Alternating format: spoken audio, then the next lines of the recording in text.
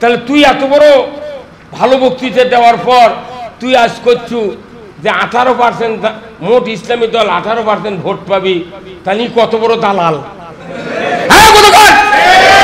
জনগণ করছে আমরা 60-70% ভোট দেবো, এবার ইসলাম চাই, আর উই করছে 18%। তুই কি ওহি পাচ্ছু? দালালি করার জায়গা নাই, কথা বল না। এইরকম দালালদের কারণে বাংলাদেশে একটা ইসলাম হচ্ছে না। যদি হালুয়া ভালো না হয়, জমি 10 চাষ করলেও আঁকড়া উঠবে না। আমাদের দেশের বক্তা কি হাজার হাজার বক্তা, কিন্তু খালি ডান ছেড়ে হাল বয়। একটা মরদা ছিল ডান ছেড়ে হাল বয়নি, তার নাম আল্লামা দেলোয়ার হোসেন সাইদি। তার জীবনের একটা বক্তব্য মিস হয় নাই, মরার সাথে সাথে সমস্ত বক্তৃতা প্রতিফলন ঘটেছে। এ যত নেতা নির্বাচনে দাঁড়ায় আমাদের কাছে যখন আসে মানে প্রজাপতি হয়ে আসে, প্রজাপতির দল আসছে, কিন্তু ভোট নিয়ে ওরা কাউয়ার সাথে। আমরা খালি ঘাস দিই, ভুসি দিই, ফিট দিই ওরকে মুখের কাছে, ওরা নিয়ে যা খালি ঢাকাত খেলে ওরাই খায়। সেই দিন আমরা করছি এবার মধ্যে আমাকে মাফিয়া কাটে দিই, আমরা গোবর বেঁচে খাও বা কি কথা কন দেখা।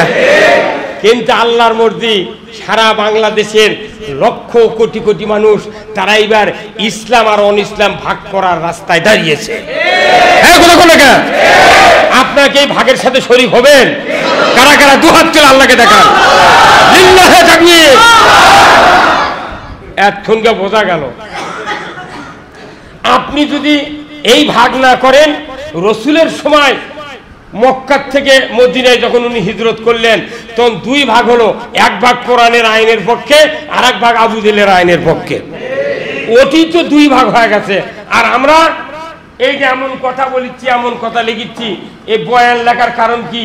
এর দুই সাধারণ মানুষ এই বয়ান দেখলে মনে করে ওকে ঠান্ডা কথা হবি, বা এদের ঠান্ডা কথা হবি, মানে আমরা ভাগ হবার চাচ্ছি না, মনে করতেছি যে ওরকে সাথেই থাকে এমন ক্যাপাসিটি করে কাজকর্ম ওরাও বুঝতে পারবে না, জাতীয় জানবে না।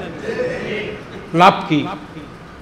আল্লাহ রাব্বুল আলামিন কোরআনুল কারিমে বলছেন, লা ইয়াস্তাবি আসহাবুন নারি ওয়া আসহাবুল জান্নাহ। আপনি ঈমান আনার কি দরকার? আগে রাস্তা চিনুন যে কোন রাস্তা উঠলে আমি জান্নাতে যাব। আল্লাহ ডাইরেক্ট ভাগ করে দিয়েছে যে যারা জান্নাতে যাবে তাদের চলা ফেরা, ওঠা বসা, কথা, তাহাজিব, তামুদ্দুন, অর্থনীতি, রাজনীতি, সমাজনীতি, তাদের আমল আখলাক সব জান্নাতি ধরনের হবে। আর যারা জাহান্নামে যাবে তাদের অর্থনীতি, রাজনীতি, সমাজনীতি, তাদের চলন ফেরন, ওঠা বসা, তাহাজিব, তামুদ্দুন, কৃষ্টি, কালচার সব জাহান্নামীদের মতো হবে। আল্লাহ তো ভাগ করে দিয়েছে। আপনি আবার ইদিকেও থাকবেন, ওই দিকে থেকে করছে বা আল্লাহ যা করে করবি বা আসি দেখা যায়। তাহলে আমাকে মারা ফেলতার কারণ এই দেশত কতগুলা মানুষ আসছিল, সেগুলো বাদ দেয়া খালি মৌলবীগুলো ধরে দৌলত তুললো। আপনার কেউ আউ করছিলেন? হ্যাঁ, সাইদিক যেদিন হাসপাতালত মারিছি তার আগ পর্যন্ত বহু লোক বাংলাদেশের কথা না বা কিছু করেছি, তাছাড়া ধরবি কে? আবার মরার পর ওই মানুষ করছে যা করলো তাই হলো রে বা কথা কনারা করছে মামুর বাড়ি যা পড়বি তাই হলো, ওই দিক কালো অন্ধকার গাঢ় মেঘ একে তাই হলো, ইন্দুরের গর্ত পাবে না তাই হলো। ই আল্লাহর ওলি রে, তেটি পাইতে থাকতে করলি না গা। ওটা আমাকে সান্ত্বনা দিচ্ছে, বুঝছেন? ওই উপরে দিচ্ছে পানি, তলে গোড়া কাটিচ্ছে। এইবারে সব প্রকাশ হয়ে গেছে। এত ঠান্ডা মানুষ ভালো নয়, এত ঠান্ডা মানুষ ভালো নয়। ওমর ফারুকের মতো বাদশা আমিরুল মুমিনিন রসুলের রাজত্বের আয়তনের চেয়ে হাজার হাজার গুণ আয়তন বেশি করে উনি ইসলাম কোরআন দিয়ে শাসন করেছেন, কথা ঠিক কিনা? আর হযরত উমরের এত যোগ্যতা ছিল যে একটা রাস্তাতে যখন হেঁটে যায় 40 দিন শয়তান ওই রাস্তা যায়নি। কিন্তু আবু বকরের জন্য এই কথা তো নাই, আছে? ঠান্ডা মানুষ, ঠান্ডা মানুষ উলে হবে না। এখন উমর ফারুকের ব্যাপারে এত দামি কথা রসুল বলে গেলেন যে উমর ফারুকের জীবদ্দশায় উনি বললেন লা বাদা নবিয়া, আমার পরে কোনো নবী আসবে না। যদি নবুয়ত আল্লাহ দিত কাউকে, লাউ কানা উমর, উমরকে নবুয়ত দিত। এটা কি চারটিখানি কথা মনে করতেন? রসুল নিজে বলছেন যে উমরকে নবুয়ত দিত, আমার পরে যদি নবী পৃথিবীতে আসতো। তাহলে এই মানুষটা এত শক্তিশালী ছিলেন। ওই মানুষটা যদি কোরআন দিয়ে পৃথিবীর অর্ধেকটা শাসন করতে পারে, আমরা কোন সই মধ্যে কোরআন বাদ দেয়া দাদার আইন, দাদির আইন, ফুবুর আইন দিয়ে চালাচ্ছে। বাটাম ফাটাবি, কবরে শুতে দেরি হবি, পেটন শুরু হতে দেরি হবে না।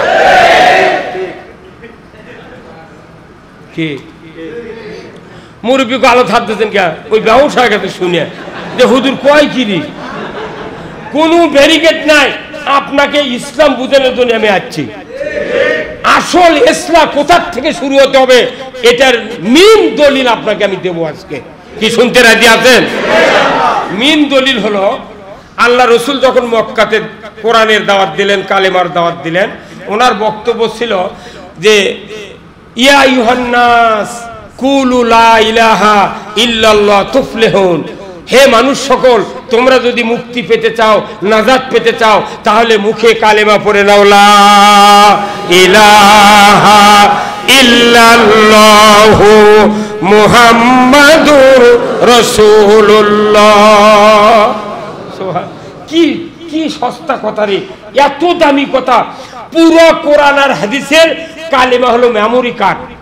আপনাকে প্রায় পকেটের দিনকে বড় বড় মোবাইল নাই, আছে না? না ভাই, দেখবেন মোবাইলের বডি বড় কিন্তু মেমোরি কার্ড এক কর এত বড়, কারু কারু আরো অর্ধেক। এরই ভেতরে 250-র মতো নাম্বার সেভ করা যায়, গান, গজল, বক্তৃতা, ইলাহি কারবার। বডি বড় কিন্তু মেমোরি কার্ড। পুরো কোরআন আর হাদিসের মেমোরি কার্ড হলো কালেমা। কালেমা যদি কেউ না বুঝে, ই ইসলাম বুঝবে না, ই নামাজ বুঝবে না, ই কিচ্ছু বুঝবে না, একদিকে কিছুই হবে না। আল্লাহ কোরআনে বললেন ইয়া আইয়ুহান নাস কুলু লা ইলাহা ইল্লাল্লাহ তুফলিহুন। যত মানুষ আমরা কালেমা পড়েছি, এই কালেমা যদি বিয়ে করার সময় যে কবুল বলে, এই কবুলের 10 ভাগের 1 ভাগ যদি আমরা বুঝতাম কালেমা, আমার বাংলাদেশে কোরআনের আইন আজ থেকে 200 বছর আগে কায়েম হয়ে যেত। কিন্তু কালেমা পড়ি, কিন্তু কালেমা বুঝি না। কবুল বলে আমরা সব বুঝি। মনে করেন যারা আমরা বিয়ে করেছি, যেদিন আপনি কবুল বলেছিলেন, ওই শ্বশুর বাড়ির যা আচ্ছা বলা হচ্ছে, মেয়ে আপনার স্ত্রী বলেছে প্রথম যে উমুকের ছেলে উমুক, এত টাকা দেন মোহর, এত নগদ, এত বাকি, চাহিদা মাত্র দিতে বাধ্য থাকিবে। এই অঙ্গীকারে তোমাকে সীমার সরাসরি অনুযায়ী বিবাহ করতে আসিয়াছে, তুমি তাকে স্বামিত্বে কবুল করো। উকিল কোন চাপ দিচ্ছে করো, ওটা কোনো প্রশ্নবোধক চিহ্ন। এমন গরম লিয়া কয়, যদি মিয়া যদি মনে করে কেন ই করলো যে এত নগদ, এত বাকি, চাহিদা মাত্র দিতে বাধ্য থাকিবে, যে উই বিয়ে করবি, মোহরানা দিবি, তোর তো চাওয়া লাগবি কে? অর্ধেক বাকি, অর্ধেক মিথ্যা নগদ, ই বুদ্ধি ফাঁসে কোনটি? মিয়া যদি খেপে কয় কবুল বললাম না, তাহলে উই যে পালসার গাড়ি কিনে এসে বাড়ির থতে দাও দেওয়ার জন্যে যাও আর ভাবি। উই মিয়া যদি কয় কবুল করলাম না, একটা বরযাত্রী ভাত দিবি, ওরা পাবেন ভাত? পেটুন খা চলে যাওয়া লাগবি না। তাহলে কবুলের কি দাম? এখন আপনি স্ত্রী আপনার ওটি কষে, এটা তো বর আছেন আপনি খোলা, আর ওটি কাছে কবুল কবার উকিল আর মোল্লা। এখন আপনি তো শুনিচ্ছেন না, তাহলে আপনার মধ্যে ধোকা হয় না? সেই জন্য আল্লাহ শরীয়ত দিয়েছে যে সাক্ষী দেওয়া লাগবে, ছেলে পক্ষের সাক্ষী, মিয়া পক্ষের সাক্ষী। আবার ওটি যে উকিল কবি, উকিলের আবার জিজ্ঞাসা করলে ভাই আপনার শুনিছেন মিয়া কোনো কবুল আলহামদুলিল্লাহ করলো, তখন উকিলরা সাক্ষীরা কবি হ্যাঁ আমরা শুনেছি, ওটা আবার 3 বার কষে। আর আপনি ওটি বসে আছেন, বিয়ে করবেন, ওটি বসে আছেন, আল্লাহ কি করলো কি করলো না, কথা কয় না পারে। এখন যখন আসছে আপনাকে আবার সান্ত্বনা দেওয়ার জন্য আল্লাহ শরীয়ত দিয়েছে কি, যে আমি ওখানে গিয়ে আমি মেয়ের সামনে বললাম যে আমাকে হাজেরান মজলিস উকিল হিসেবে নিযুক্ত করেছেন, আপনি আমাকে উকিল হিসেবে মানেন? তখন উনি বলেছেন হ্যাঁ মানি আলহামদুলিল্লাহ।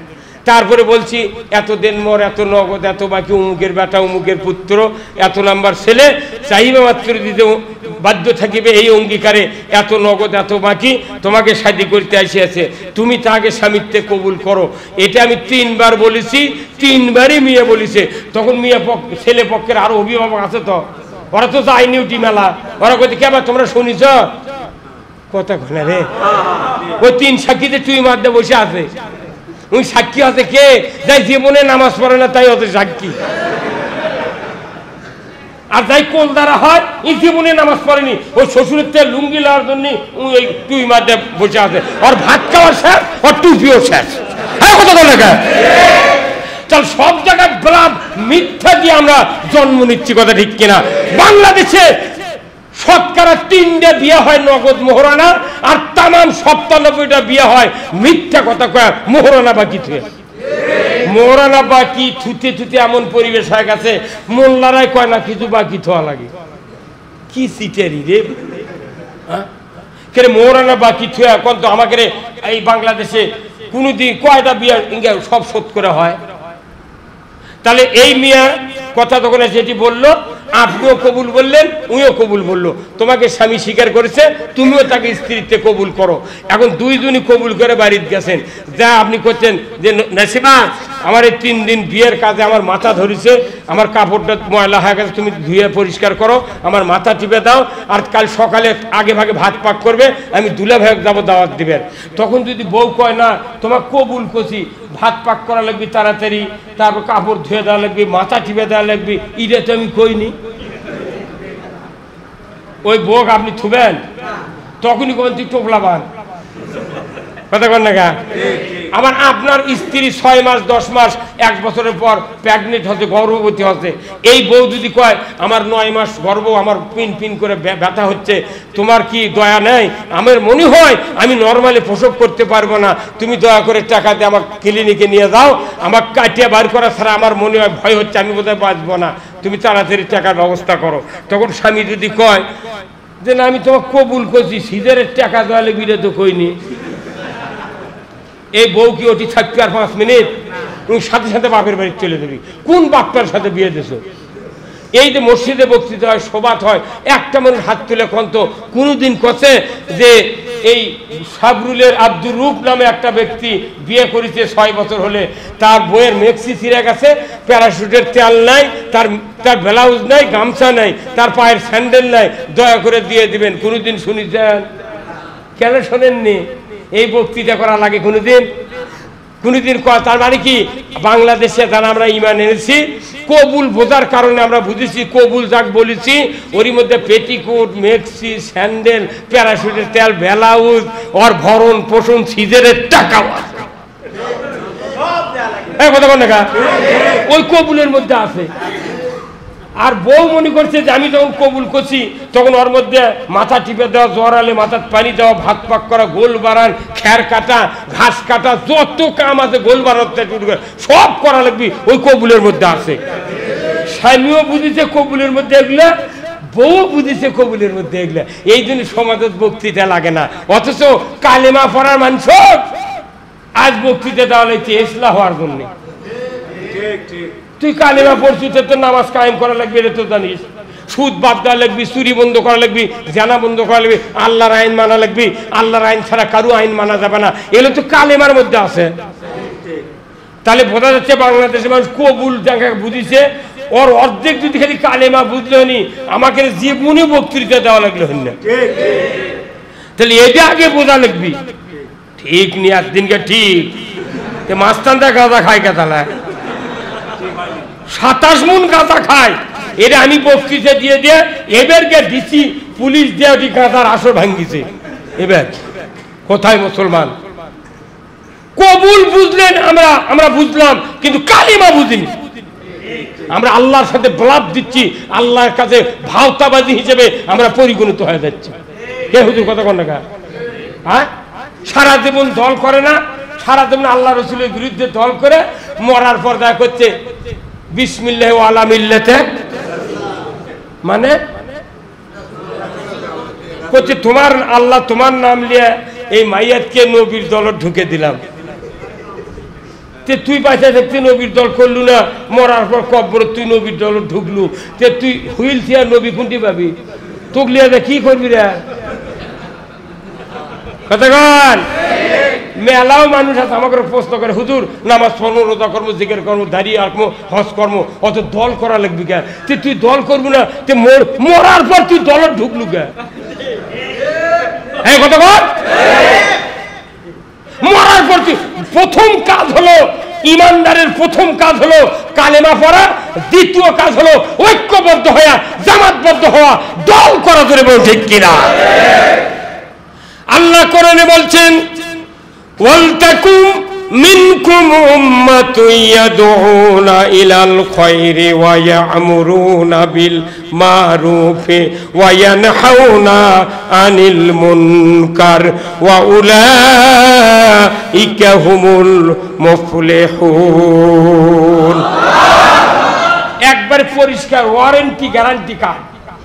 এই যে বল কিনছেন 100 টাকা দিয়ে বল কিনবেন একটা, ওর সাথে আরেকটা ফ্রি দেয়।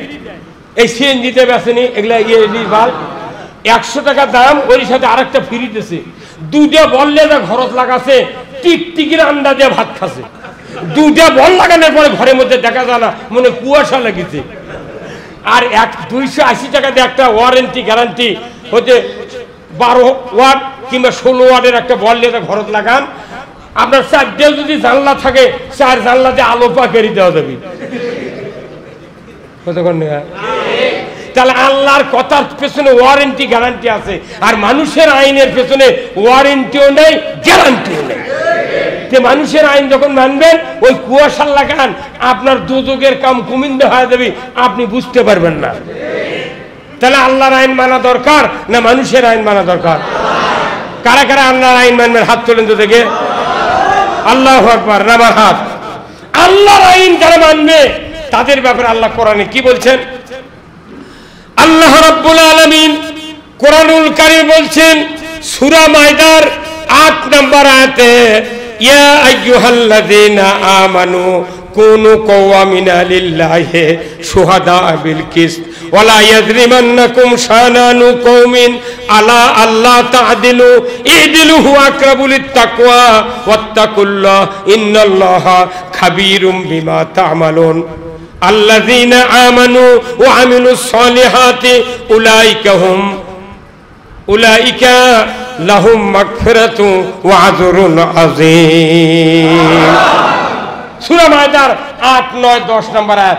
আল্লাহ নিজে বলছেন, ও দুনিয়ার ইমানদারেরা, তোমরা আল্লাহর বিধান সমূহ কায়েমকারী হয়ে যাও। ধরে কোন সুবহানাল্লাহ। আল্লাহর বিধান কায়েমকারী হবে, এটা কাদেরকে বলছেন? ইমানদারকে। তাহলে এখানে আমরা সব ইমানদার, তাই না? আল্লাহ তাআলা ডাইরেক্ট বলছেন ইমানদাররা তোমরা ন্যায়ের বিধান কায়েমের জন্য কাজ করো। ইমানদারকে আল্লাহ বলছেন কোন বিশেষ সম্প্রদায়ের শত্রুতার ভয়ে তোমরা ন্যায় কায়েমের থেকে বের হতে হইও না, তোমরা ন্যায় বিচার করো। হুয়া আকরাবু লিত-তাকওয়া, যারা আল্লাহকে বেশি ভয় করে তারাই আল্লাহর আইন সমাজে কায়েম করার চেষ্টা করে। এই জন্যই তো সাহাবারা রোজা ত্যাগ করে যুদ্ধ করেছে বদরে। কি ভাই, উহুদের ময়দানে ফজরের নামাজ পড়েনি, ফরজ গোসল করেনি, যুদ্ধ করেছে। চতুর্থ আসমানে হাউজে কাউসারের পানি দিয়ে আল্লাহ ফেরেশতা দিয়ে গোসল করাছে। আর আমাকে গোসল করে বড়ির পানি দিয়ে, বড়ির পাতা গরম করে। তাও কি ওই গায়ের একজন মানুষ খালি ধোয়ায়। বেটাক যদি কয় বাবা তোর বাপ মরছে, তুই এনা ধোয়ারে, নবী কথে জাকান দেনের সাথে খুব ব্যথা হয় গাঁত, তুই আস্তে আস্তে বাপক ধোয়াবা। তখন কয় না বা বাপক ধোয়ামো, 40 দিন রুহু আসবি। যদি আমাকে ভয় দেখায় আমি ধোয়াবার পারবো না। কে তখন ইমাম ক যে তুই বাপক ধোয়াবার পারিস না, আর আমি এই গায়ে একটা মানুষ, এই 22টা মানুষ ধোয়ানো, তাহলে 22টা রু যদি আমার জানলা থেকে কয় তোক খামো, তোর ভোগ খামো, তোর ছোলক খামো, এই কথা কোন টাকা? এই মরা মানুষ যারা ধোয়ায়, হয়তো কোনোদিন ওর সাথে একটা কাজে লাগিয়েছে। ওই যখন ধোয়াবেন লাগে তখন ওই কাজের কথা মনে হয়, তখন খালি তক্তার লাগান পল্টায়। অক্ত লাগিচ্ছে না লাগিচ্ছে কাক তুরি বাপক রে তুই ধোয়া তুই না ধোয়া এমন মানুষ ধুবের দিছু ওর সাথে কোনদিন হয়তো কাজে লাগিছে না বউ কি খরচ দিতে উনি ইচ্ছে করে ঠাস করে পল্টাচ্ছি। তখন তো ইমামরা যদি কয় ভাই আমি ধোয়াবো তুমি টাকা দাও, কমপক্ষে ১,৫০০ টাকা লাগবে একটা মুর্দা ধুতে, 3 ঢেল মারা লাগবে, মুর্দার মাথা আলোক করলে পেছনের রাস্তা দিয়ে পায়খানা বাড়ায় ওটা ঢেল দিয়ে কিংবা ঢিলে কলুপ দিয়ে টিস্যু দিয়ে মশা লাগবে। তা আমি কোন কাজে মেঝে ঠাকুর পড়ছি তোর বাপের এই পায়খানা আমার বিনে পয়সা মশা লাগবে, কত কে টাকা দেওয়া লাগবে, কে কত টাকা দেবো না? তুই এক্ষুনি করলু রুহু আসবি 40 দিন, তাহলে আমার বাইর জন্য রুহু যদি আমার জানলাতে এসে কয় তোক খামো তোর বেটা খামো, ওই দিনে তুই টাকা দে, দরকার হলে 2 সারার দই কিনে জানলার থমো, ওরা সে খায়া খায় চলে যাবি। কথা কর টাকা চালি বিপদ। এই পাবনার হাবিব নামে এক নেতা কছে যে জামাতের লোক ইমামতি মুয়াজ্জিনি করতে না পারে, তোর বাপক আগেই করু না তুই হওয়ার আগে যে মুন্সিক দিয়ে যান তোর বিয়ে পড়াস না আব্বা। কথা কর তুই আমাকে বিয়ে করে লেবু ইমামতি করে লেবু, আর যখন কোরআনের আইন কথা কমো তখনই তুই কবু ইমামতি জায়েজ নাই। তোর জানাজা জীবনে আপনার মাটি হবে না, কথা ঠিক কিনা? জানাজা করতে দেব না আমরা কাউকে। কি খবর চান?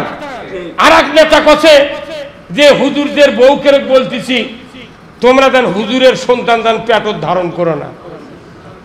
এটা কি সভ্য মানুষ খবর পারবি ভাই? বিএনপির তারেক রহমান মরদ আছে তাই কথা যে তুমি অবাঞ্ছিত, অগেককে ডাউন করে দিছে অবাঞ্ছিত। তোমার এই কথা কবার তো আমি বলিনি, এই তুমি এটা কোন ভাষা? এটা হ্যাঁ কথা কোন লেখা? এটা কোন ভাষা? আরে বা আমি আজ থেকে 40 বছর 42 বছর আগে বিয়ে পড়াচ্ছি, আমার এই জীবনে 201টা বিয়ে পড়াচ্ছি, একটা খালি মেয়ে ছেড়ে দিয়েছে স্বামী, তাছাড়া মুখ হাত খাচ্ছে। এই 13 সালে আমি যা 35 বছর আগে বিয়ে পড়াচ্ছি যে মানুষের, সেই মানুষের বেটা 13 সালে আমার নামে মামলা দিয়েছে। ওই দিন থেকে আমি লাখত মাটি দিছি জীবনে বিয়ে পড়াবো না, দেখি তোরা সোল পাস কোনটি আর বউ পাস কোনটি। এই কথা কোন লেখা? কি রে যার বিয়ে পড়ানো ওই বাপের সোল হলো, তুই মামলা দিলু, মিথ্যা মামলা। কথা কোন লেখা? সব মামলা ঢিস মিস। আল্লাহু আকবার। আমার তো ভয় ধরে গেছিল, আল্লাহ বউরা ফাপড় থেকে ধরে লেদা যে মামলা দিল এগুলার ফাঁসি তো হবি, কিন্তু আল্লাহ দেখতেছেন যে কার কি ক্ষমতা। কথা কোন লেখা? এই বাংলাদেশে 16 লক্ষ মামলা হচ্ছে, 16 লক্ষ মামলা হওয়ার কারণে যত মানুষের জন্য মামলা হচ্ছে, এই মামলা যারা খাচ্ছে তাকে শ্বশুর, চাষা শ্বশুর, দাদা শ্বশুর, নানা শ্বশুর, খালু শ্বশুর, খালু শ্বশুরের ভয়রা, ফুবা শ্বশুরের ভয়রা, কমপক্ষে 22টা পরিবার একজনের পক্ষ নিয়ে সরকারের উপর খেপা। এই জন্যই ওরা লোক হাইতে পারছে না। যে লোকগুলো বাংলাদেশে এখন আছে, যে দলেরই হোক, একটাবার বাংলাদেশে কোরআনের পার্লামেন্ট কায়েম করে আমরা দেখব, যদি কোরআনে যদি ফেল পড়ে, ফেল তো পড়বেই না, যদি ফেল পড়ে আর জীবনে কার আমরা নির্বাচনে দাঁড়াবো না। আমরা তো সগলির তরকারি দেখলো, কেউ আমটি, কেউ আম্বল, কেউ ঝোল বেশি, কারু লবণ বেশি, কেউ তার সুষ্ঠু তরকারি আমাকে দেয়নি দিছে। মোট তরকারি দেখা হতে এখন যে পাকানির তরকারি দেখিনি, ওই তরকারি দেখা পর বাংলাদেশ ফ্রি করে দেবো যা। এই কথা কোন টাকা? তাহলে এই তরকারিটা হলো ইসলাম। এই তরকারির নাম কি? ইসলাম। এখন বলুন তো আমরা মুসলমান না অমুসলিম? আমরা মুসলমান। মুসলমান বলেন মুখ দিয়ে, কিন্তু মুসলমান হওয়ার শর্ত হলো ইসলাম মানলে মুসলমান। কি মানলে? ইসলাম মানবেন তবে মুসলমান হবেন, ইসলাম নাই মুসলমান বলা যাবে না। আমরা ইমানদার। কথা ঠিক কিনা? আল্লাহ কোরআনে বলছেন ইন্নাদ-দীনা ইনদাল্লাহিল ইসলাম। আমার আল্লাহ বলেছেন নিশ্চয় ইসলাম নামক জীবন ব্যবস্থা আমার কাছে প্রিয়। বান্দা তোমাদের কাছে যদি এটা প্রিয় হয়, আমি তোমাদেরকে মুসলমান জাতি হিসেবে কবুল করে নেব।